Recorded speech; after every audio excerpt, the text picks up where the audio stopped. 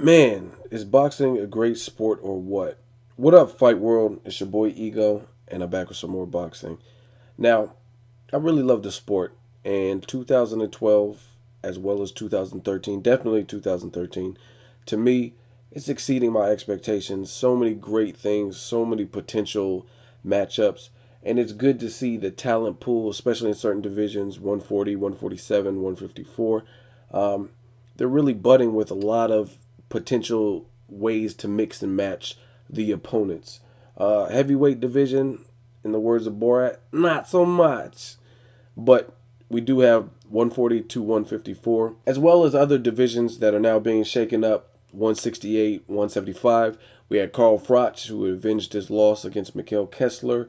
We just recently seen Adonis Stevenson, the 168 pounder, go up to 175 and knock out Chad Dawson in one round. Andre Ward, he's coming back from a shoulder rehab. A lot of interesting ways to mix and match. You have the man that defies age himself, Bernard Hopkins, the executioner, who fights at 175, and he says he's here to stay. So there's a lot of great things in the sport of boxing. Without further ado, I want to talk about another potential matchup that has me really amped up, and that's vicious Victor Ortiz versus Robert the Ghost Guerrero. Now, I did a previous video on this when I first heard the talks of this. Since that time, they have talked about vicious Victor Ortiz versus Shane Mosley. Um, I prefer Robert Guerrero versus Victor Ortiz, and I'll go in and explain why in this video. Um, Shane Mosley is a great fighter, but I just feel Shane Mosley he's past his best. I think he's seen his better days, and I would rather just remember him as the living legend that he is. And I personally didn't get to even see the Shane Mosley versus Pablo Cesar Cano fight, but that was a fight that went the distance. I don't know that in the prime of Shane Mosley's career, if that fight would have went the distance. So that just lets me know where Shane Mosley's really at. I mean, prior to that win, over Cano, he hadn't won in like since 2009, since like the Margarito fight. So I really I'm not holding out too much hope for Shane Mosley. I think he's a good resume builder for the fighters like Canelo. There are some guys he could still beat. He was going to fight Paulie Malignaggi at a point in time. He could possibly beat someone like Paulie Malignaggi or maybe one of the guys coming up. At 154, that's not his best weight. Um, I just feel Shane Mosley is a little past it. He's 41 years old, 42 maybe this year. And I think there's some younger talent, and the matchup just is more intriguing to me. Well, vicious Victor Ortiz, I mean, he's had a up and down roller coaster career. He's quit. He's had his jaw broken most recently against Josecito Lopez. Um, he had his biggest payday with Mayweather, and that ended in a bizarre fashion. Robert Guerrero, a person who's always really went under the radar. No one gave him his just due. He did the unthinkable by battling cancer with his wife. Very commendable. After that, he put his sights back on boxing. After a long layoff and jumped up two weight classes, did the unthinkable there too. And he took on hard hitters and people who had already established themselves at 147. Selchuk Aydin, Andre Berto, even though Berto was coming off a long layoff. And then he took on Mayweather, and he went the distance with Mayweather. So this guy got heart. He definitely has heart. Um, and I like the matchup better. Vicious Victor Ortiz. Now, some of you guys aren't really involved in the social network, so I will update you. So the buzz is Mosley and Victor Ortiz is the fight that they're trying to negotiate. However, Robert Guerrero is trying to make the fight with Victor Ortiz, and he's getting the fans involved. And it's crazy because now we live in an age of technology much different than boxing, let's say in the 90s or 80s or any time before, where fighters actually have the ability to have another fighter's username and really call them out and make it a public issue. And you can create a buzz or a demand for something right there off of Twitter.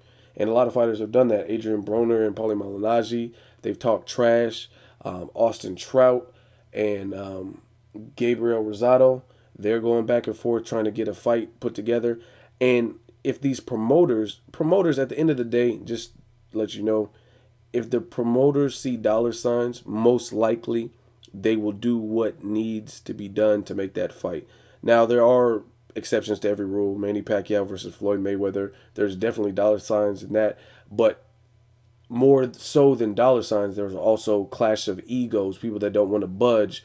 The Golden Boy, Top Rank, Mayweather, Cold War. So that's a whole different circumstance. But for the most part, if you can generate enough interest, a promotional company would probably venture off to make that fight. And now these fighters are taking the bull by the horns and really trying to make these fights in their own. So props to Robert Guerrero. I mean, he's just barely a little more than a month removed from his fight with Mayweather, and he's already calling out Victor Ortiz and trying to get that set up. So it's real commendable. This is a screenshot that I have posted, and this is from Robert Guerrero to Victor Ortiz. One thing to notice that is funny to me is, I guess on his iPhone, Guerrero has Victor Ortiz's number saved, and he has for his profile pics, he has that dumbass Dancing with the Stars thumbnail pic. I just thought that was funny, something I picked up on. But this is what Guerrero said to Victor. He texted him, and he said, "Man up, Vic. Let's see who's Cali's best." Victor Ortiz responded, "I'm up for it," with an exclamation mark. Then have Heyman call my manager. It's easy to make. Mosley's old and done. You want Floyd rematch? Come prove it. Prove it. Beat me. I saw you under that sign, man. Man up now. I could do that for sure, bro. Ham. Let's do it. So, I mean, these guys are trying to get it on. No homo. And they're trying to make this fight. So really commendable for Robert Guerrero. Again, just being fresh out of a fight, and he's trying to take on a tough challenge like Victor Ortiz, someone who's a hard-hitting welterweight, very offensive-minded. He has been off a layoff.